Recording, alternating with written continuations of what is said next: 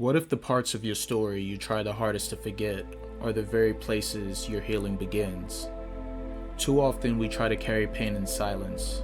We move forward on the outside while the parts of us remain stuck in moments we haven't fully processed.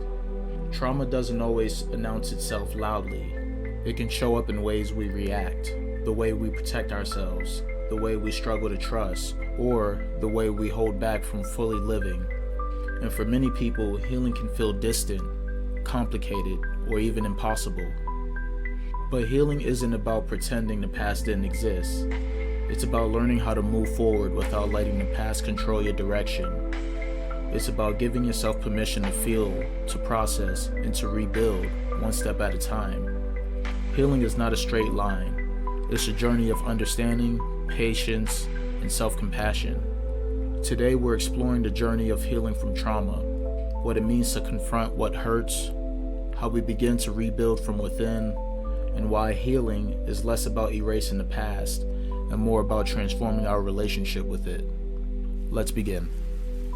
I spent most of my childhood living in fear of going home, because in my mind the devil lived there. Not the red figure with horns and a pitchfork. The devil I knew wore a face of someone I loved, my father. As a child, my idea of a father came from cartoons.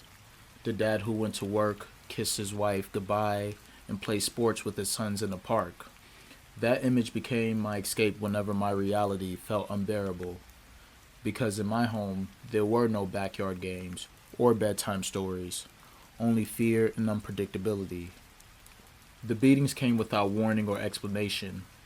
Sometimes he said I had a nasty face and needed to change it if I wanted to avoid another beating. I once believed I understood what that meant, so I thought maybe I would go wash it away. So I took a shower, scrubbing my face over and over, hoping I could fix whatever was wrong with me. I learned two things from those experiences. I could never please him because whatever he saw in me couldn't be washed away, and I should never feel safe even in most ordinary moments. School became my refuge and my silent prison. I loved being there because it meant distance from home, 10 hours a day where I could breathe a little easier. But I also hated it because no one ever asked why I had tears in my eyes. There were times I sat in the principal's office with bruises hidden beneath my uniform, ready to tell everything, yet the words never came. I remember my mother's voice telling me to stay silent. She wasn't the one hurting me. She was trying to protect me in the only way she knew how, while enduring her own suffering, and as a child, I trusted her. Weekends were the hardest. I would pretend to sleep as long as I could, just to delay facing the day. I didn't constantly play outside with the other kids, or just be a normal kid. Instead, I stayed inside with my thoughts, imagining a different life, imagining freedom, sometimes even imagining defeating the very thing that made home feel like hell. The physical abuse was painful, but the constant anticipation of it was worse. Never knowing when it could happen, never knowing what could trigger it, living in a state of hyper-awareness where safety never truly existed. For many years I avoided confronting those memories. I didn't have the tools or the language to process what the younger version of me had endured. I learned how to survive, but not how to heal. As I grew older, something began to shift. I realized that healing didn't require me to erase the past. It required me to acknowledge it without letting it define my future. Learning how to move forward without dismissing what happened gave me permission to begin reclaiming my direction. Today, the scars I carry are no longer symbols of shame. They're reminders of survival. The childhood moments I missed have become the dreams and experiences I pursue with intention. And the healing journey I'm on continues to shape me into someone more patient, more empathetic, and more compassionate than I ever imagined I could be. What once felt like a story of pain has slowly become a story of resilience. And every step forward is proof that healing is possible, even after the darkest beginnings. Have you ever experienced something that you told yourself wasn't that bad, but somehow it affects how you think, feel, or move through life today? When many people hear the word trauma, they immediately think of extreme or catastrophic events, war, violence, major accidents, or life-threatening situations. And while those experiences absolutely can be traumatic, trauma isn't limited to only most visible or dramatic moments. Trauma is less about the event itself and more about how the experience impacts your sense of safety, identity, and emotional well being. It can come from prolonged environments where fear, neglect, instability, or emotional harm were present. It can come from moments where you felt powerless, unseen, or unsupported when you needed protection the most. For some, trauma looks like emotional abuse. For others, it may look like emotional neglect, constant criticism, abandonment, or growing up in an environment where love felt conditional. And for many, trauma isn't a single moment. It's a series of experiences that slowly shape how we see ourselves in the world. Understanding trauma is the first step to healing because you can't heal what you refuse to recognize. When you begin to name your experiences honestly, without comparison or judgment, you create space for compassion. And compassion is often where healing begins. Recognizing trauma isn't about staying stuck in the past. It's about understanding how the past may still have influence in the present, so you can begin to move forward with greater awareness, intention, and control over your direction. Once we begin to understand how our past experiences have shaped us, the next question becomes, what do we do with the pain we've been carrying? And is forgiveness a necessary part of releasing it? What does forgiveness truly mean to you? And is it something you're doing for your healing or something you feel pressure to give? Forgiveness is one of the most misunderstood parts of healing from trauma. Many people believe forgiveness means excusing what happened, reconnecting with the person who caused harm, or pretending the pain didn't exist. But true forgiveness is not about minimizing the damage or rewriting the past. At its core, forgiveness is about release. It's the decision to stop allowing the pain, anger, or resentment from the past to control your emotional present. That doesn't mean you forget. It doesn't mean you allow harmful people back into your life. And it certainly doesn't mean what happened was ever acceptable. Sometimes forgiveness is internal. It's a quiet process of letting go of the weight you've been carrying, not because the other person deserves peace, but because you do. It's choosing not to let the past wounds dictate your current sense of self-worth, safety, or direction.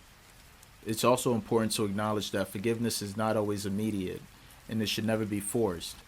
Healing has its own timeline. For some, forgiveness may come years later. For others, forgiveness might look like simply releasing the need for answers or closure that may never come. And sometimes the most important forgiveness isn't towards others, it's towards yourself.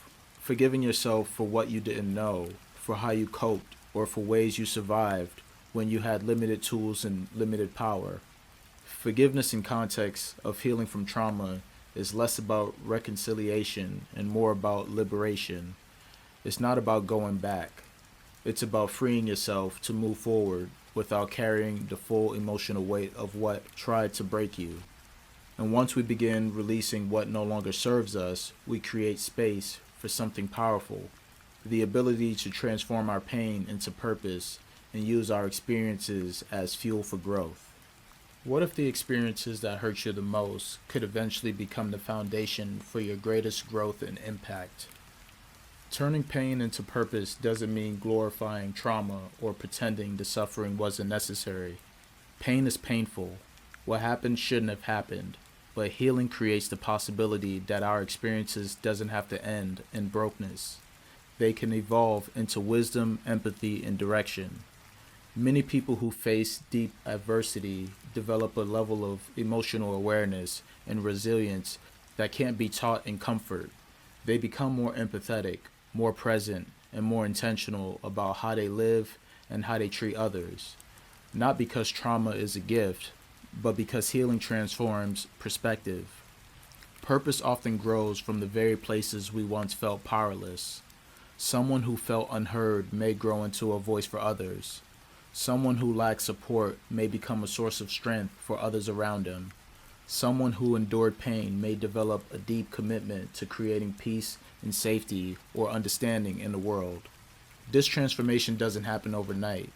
It happens slowly through reflection, healing, and a willingness to see yourself as more than what you've been through. The goal isn't to be defined by trauma, but to decide how your experiences will shape the person you choose to become. Turning pain into purpose is ultimately about reclaiming ownership over your life. It's choosing to say, what happened to me matters, but it doesn't have to decide who I become. And in that decision, many people discover a deep sense of meaning, direction, and connection, not just with others, but with themselves.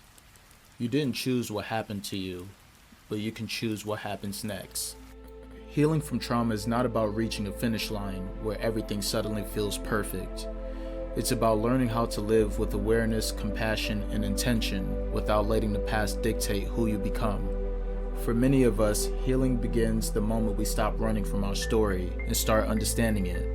When we allow ourselves to acknowledge what we've been through without shame or comparison, we create space for growth. When we release what we've been carrying, whether it's anger, pain, or guilt, we begin to move with more freedom. And when we choose to turn our experiences into wisdom instead of wounds, we reclaim ownership over our lives. The truth is, healing doesn't mean forgetting what happened. It means remembering without reliving. It means honoring your story without being trapped inside of it.